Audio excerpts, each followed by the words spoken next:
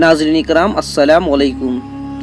ناظرین، یہ بات ہم سب جانتے ہیں کہ پوری دنیا پر حکومت 4 بادشاہوں نے کی، جن میں سے 2 مسلم تھے اور 2 کافر۔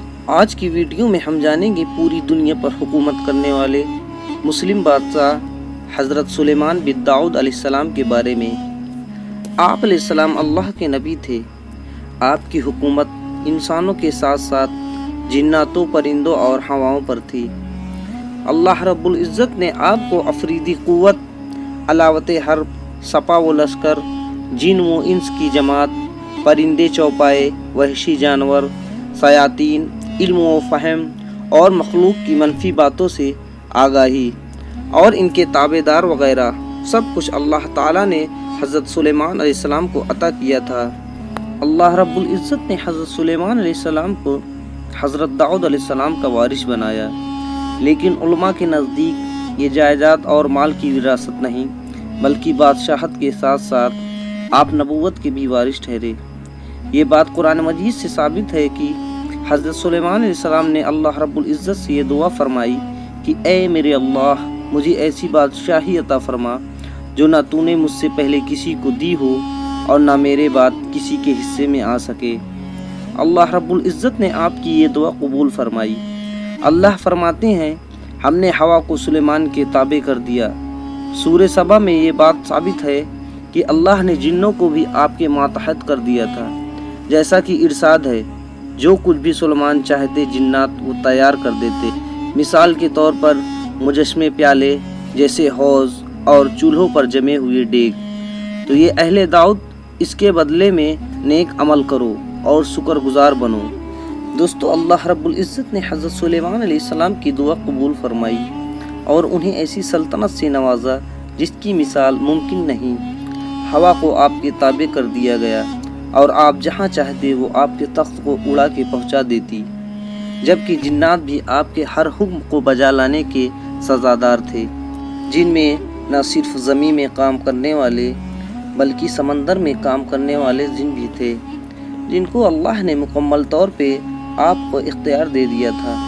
اگر کوئی سرکش جن آپ کی نافرمانی کرتا تو آپ یہ مختار تھے کہ اس کو سزا بھی دیتے۔ اس کے علاوہ بھی بہت سے معجزات آپ سے منسوب کیے جاتے ہیں۔ اللہ کا ارشاد ہے، اسی طرح بہت سے شیاطین بھی آپ کے تابع کیے، جو آپ کے فرمان سے سمندر میں غوطہ لگاتے اور دیگر کام بھی کیا کرتے تھے۔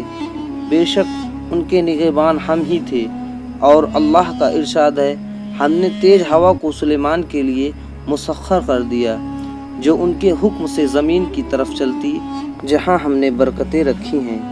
مراد عرش مقدس۔ ناظرین، ہم جانتے ہیں جناب حضرت داؤد علیہ السلام کو اللہ نے لوہے پر برتری عطا فرمایا تھا، جبکہ آپ کے بارے میں ارشاد ہے، ہم نے ان کے لیے تانبے کا چشمہ جاری کر دیا، آپ اس سے جو چاہتے وہ بنا لیا کرتے تھے۔ دوستو، حضرت سلیمان علیہ السلام کو گھوڑوں سے خصوصی لگاؤ تھا۔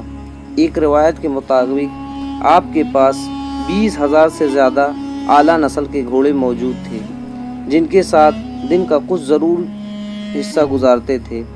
لیکن ایک دن ایسا ہوا، آپ انہی گھوڑوں کی رفاقت میں اس قدر کھو گئے کہ سورج ڈھل گیا اور آپ عبادت الہی سے محروم رہ گئے، جس کا آپ کو بہت دکھ ہوا، اور آپ نے یہ حکم دیا، ان کو میرے نظرے سے دور لے جاؤ، اور کچھ وقت کے بعد ان کو واپس بلا کر ان کو پیار کیا۔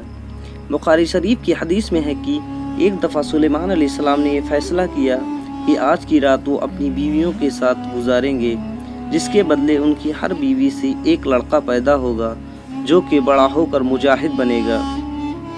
لیکن یہ بات کہتے وقت آپ انشاءاللہ کہنا بھول گئے۔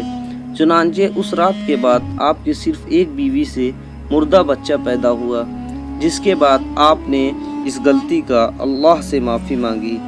دوستو، سلیمان علیہ السلام اللہ کے ان پیغمبروں میں سے ہیں جن کی صفات کا تعین ممکن نہیں، لیکن چند ایسی خوبیاں ہیں جو کہ خاص طور پر آپ سے منسوخ کی جاتی ہیں۔ مثال کے طور پر اللہ نے آپ کو فیصلہ کرنے کا زبردست قوت عطا فرمائی تھی۔ آپ کے زمانے میں ایک واقعہ پیش آیا، ایک فریقین آپ کی عدالت میں ایک مقدمہ لے کر آیا ایک نے کہا کہ اس شخص کی بکریاں میری فصل کو خراب کر دی ہیں، جس کے بارے میں قاضی کا فتویٰ لگا کہ چونکہ یہ بکریاں والے مرد کی کوتاہی ہے تو اس کی بکریاں کھیت والے کی ملکیت میں دے دی جائے۔ لیکن جب یہ بات حضرت سلیمان علیہ السلام کے پاس پہنچی تو آپ علیہ السلام نے کہا یہ بات زیادہ قرین قیاس ہوگی کہ بکریاں کھیت والوں کو اور کھیت بکریاں والوں کو دے دی جائے، اور جب تک وہ کھیت کو اگا کر پہلی حالت تک نہ لے آئے اس وقت تک دوسرا شخص ان بکریوں کے دودھ سے فائدہ اٹھائے، اور کھیت میں تیار ہونے کے بعد دونوں ایک دوسرے سے اپنی اپنی چیزیں واپس لے لیں۔ اور آپ کے اس فیصلے کا ذکر کرتے ہوئے اللہ نے فرمایا ہم اس وقت اس فیصلے میں موجود تھے۔ ناظرین، اس میں کوئی شک نہیں کہ انبیاء کرام اللہ کے پناہ میں ہونے کے سبب معصوم ہوتے ہیں اور فطرت خود بخود ان کی رہنمائی کرتا ہے۔